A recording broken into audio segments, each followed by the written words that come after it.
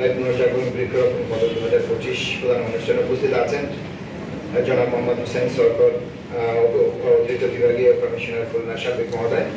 উপস্থিত আছেন civil surgeon, আমার জেলা প্রশাসন কার্যালয়ের অতিরিক্ত জেলা প্রশাসক বৃন্দ, সহকর্মী বৃন্দ এবং প্রিন্ট মিডিয়া, ইলেকট্রনিক মিডিয়ার সাংবাদিক বৃন্দ, যারা এই অনুষ্ঠানে, এই কম্পিটিশনে যারা পার্টিসিপেট করেছেন। সম্মানিত প্রতিনিধি, আসসালামু আলাইকুম। আমরা আসলে অনেকক্ষণ কথা শুনেছি।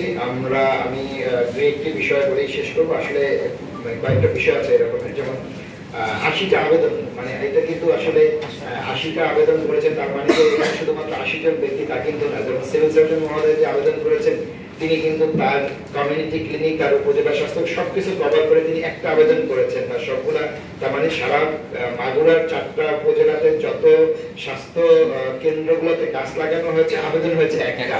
তো এই কারণে আবেদনের সংখ্যা কিন্তু কমে গিয়েছে। তারপরে স্কুলগুলোতে যেটা হয়েছে যে, বা এরকমের, যেমন প্রেস ক্লাবই বলি, যদি প্রেস ক্লাব একটা আবেদন করে থাকে, তার প্রেস ক্লাবের যত সদস্য গাছ লাগিয়েছেন, আবেদন হয়েছে একটা। এই কারণে কিন্তু আবেদনের সংখ্যাটা কম।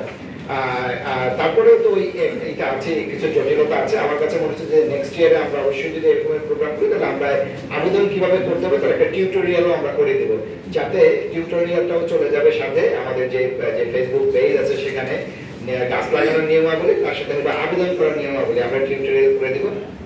আর এই বছর যেটা হয়েছে, আসলে আমরা সময়ও কম পেয়েছিলাম, আমরা হুট করে সিদ্ধান্ত নিয়েছিলাম এবং আমাদের আসলে প্ল্যান ছিল যে আমরা 5 তারিখের মধ্যে শেষ করবো, মানে পুরস্কার বিতরণটা 5 তারিখেই করবো। তার আগে আমাদের 20 বা 21 তারিখের মধ্যে আমাদের শেষ করার প্ল্যান, যে আমরা 21 তারিখের মধ্যে শেষ করবো। তারপরে এটা বিচার করা হবে, জাজমেন্ট করতে আমাদের সময় লাগবে, 5 তারিখে পুরস্কার দেবো। পরবর্তী পর্যায়ে আসলে আমরা দেখলাম যে আমাদের 5 তারিখে অনেক প্রোগ্রাম থাকে, ওই প্রোগ্রামে আর এটা অত হাইলাইটেড হবে না, সেই কারণে আমরা ওখান থেকে শিফট করেছি। এটা যদি আমরা ওই সময় আগে চিন্তা করতাম, তাহলে হয়তো আমরা আরেকটু সময় নিয়ে আমরা আগে প্রচারণাটা যদি আমরা করে দিতে পারতাম, তাহলে হয়তো আমাদের পার্টিসিপেন্টটা বেশি হবে। আর একটা বিষয় হয়েছে যে পোস্ট, এবং যতগুলো পোস্ট হয়েছে গাছ কিন্তু তার চেয়ে বেশি লাগানো হয়েছে। এবং বেশি যেটা হচ্ছে যে অনেকে মনে করেছে যে আমাদের যে হোয়াটসঅ্যাপ গ্রুপগুলো আছে, যেমন স্কুলের, আমাদের যে প্রাইমারি স্কুলের একটা হোয়াটসঅ্যাপ গ্রুপ আছে, মাধ্যমিকের একটা আছে, কলেজ মাদ্রাসার আছে, ওই হোয়াটসঅ্যাপ গ্রুপে ওই দিন প্রচুর পোস্ট আসতেছিল। এবং আমি বারবারই কিছুক্ষণ পরপর আমি এবং আমাদের সরকারি কমিশনার শিক্ষাকে বলেছি, ইভেন মাধ্যমিক শিক্ষা অফিসারকে বলেছি যে আপনারা মেসেজ দিয়ে এদেরকে বলেন যে এটা ফেসবুকে দেওয়ার জন্য। মানে তারা আসলে পোস্ট করেছে হোয়াটসঅ্যাপ গ্রুপে। হোয়াটসঅ্যাপ গ্রুপটা তো এখন আসলে ফেসবুকের চেয়েও অনেক সময় সহজ, যে ছবি একটা তুলি মোবাইল থেকে হোয়াটসঅ্যাপে। তো এই রকমের আমাদের যে হোয়াটসঅ্যাপ গ্রুপগুলো আছে, সেই গ্রুপগুলো কিন্তু আমরা প্রচুর পরিমাণে, আমি ধরেন আমার এখানে প্রাইমারি স্কুল আছে 505, আর মাধ্যমিক আছে প্রায় 275 to 75, এবং আমার কাছে মনে হচ্ছে মোর দ্যান 200 স্কুল তারা গাছ লাগিয়েছে। কিন্তু তারা কিন্তু আসলে ফেসবুকে না দিয়ে কিন্তু তারা হোয়াটসঅ্যাপ গ্রুপে দিয়ে দিয়েছে। এবং আমরা তখন বারবার বলেছি যে আপনারা হোয়াটসঅ্যাপ গ্রুপে, ইভেন আমি নিজেও পোস্ট করে বলেছি যে আপনাদেরকে বিনীত অনুরোধ করছি যে ফেসবুক গ্রুপে পেজে পোস্ট করার জন্য। তো এরকমের কিছু বিষয় আছে। এই কারণে আসলে আমাদের যে পরিমাণে আমাদের পোস্ট হচ্ছে, তার চেয়ে আসলে গাছ অনেক বেশি লাগানো হয়েছে, তারা পোস্ট করে নাই বা মানে ওই সময় করা হয়নি। আর মাইলস্টোন কলেজের যে একটা দুর্ঘটনা, সেটা তো ছিলই।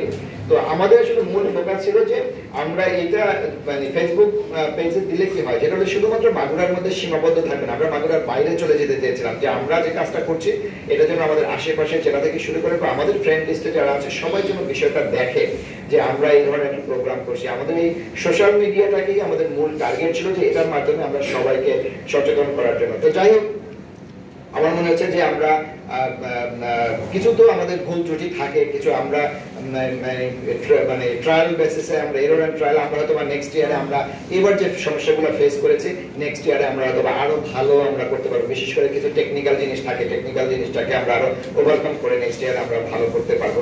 তো আপনারা এখানে সবাই পার্টিসিপেট করেছেন, এটাই হলো বড় বিষয়, যে আমরা যে এতগুলো, মানে আমরা হয়তো 1400 পোস্ট পেয়েছি, কিন্তু আমার ধারণা যে এটা 3000-এর কাছাকাছি চলে যাবে, যে মানে সব পোস্টগুলো হয় নাই। বিশেষ করে আমাদের যেমন এরা গাছ লাগিয়েছে, উপজেলা নির্বাহী অফিসার বা ভূমি অফিসগুলো গাছ লাগিয়েছে, তারা কিন্তু আসলে আমি জানি না ওরা কি কারণে পোস্ট করে। সরকারি কিন্তু এখানে ছিল, সরকারি প্রতিষ্ঠান কিন্তু ক্যাটাগরি এখানেও আছে, তারা এখানেও পার্টিসিপেট করতে পারে। এখন তারা হয়তো সুযোগ করে দিয়েছে যে আমরা যদি পুরস্কার পেয়ে যাই, তাহলে অন্য সরকারি প্রতিষ্ঠান পেতে আমরা সুযোগ করে দেয়, সেই কারণে হয়তো তারা এখানে পার্টিসিপেট করে নাই। আর তারপর তাদের জন্য আলাদা একটা সুযোগ আছে, আমাদের কার্যক্রমে গাছ লাগানো, সেটা আমাদের আলাদা একটা প্রোগ্রাম আছে শুধুমাত্র তাদের জন্যই, যে কে কত গাছ লাগাতে পারে। পারে, সেটাও হতে পারে। মানে এটা আসলে তাদের চিন্তা ভাবনা কি ছিল, তারা হয়তো করেছে। তো যাই হোক, আমরা আশা করি যে এই যে যারা আপনারা আবেদন করেছেন তাদের সবাইকে আমার তরফ থেকে ধন্যবাদ দেই। আপনারা আমাদের সাথে ছিলেন। আমাদের আরেকটা টার্গেট ছিল যে আমরা গাছ লাগানো বলতে কি বুঝি, গাছ লাগানো বলতে বুঝি যে গাছ কয়টা দিবেন স্যার, কয়টা দেবেন, একটা ব্যানার করা হবে, পিছনে একটা ব্যানার টানাই আমরা একটা গাছ পাবো, আপনি ওই গাছটা দেখে রাখবেন। সেই কারণেই আমরা বলেছি যে নিজের জায়গায়, নিজের জমিতে, নিজের অর্থ ব্যয় করে আপনি গাছ লাগাবেন, এবং তাই হচ্ছে। আমরা মনে করি যে আমরা অনেকটাই সফল, যে আপনারা নিজের ব্যবস্থা করে আপনারা গাছ সংগ্রহ করে আপনারা নিজেরা গাছ লাগিয়েছেন। দুর্জয় আসলে ওকে ধন্যবাদ দিয়ে আমি করব না।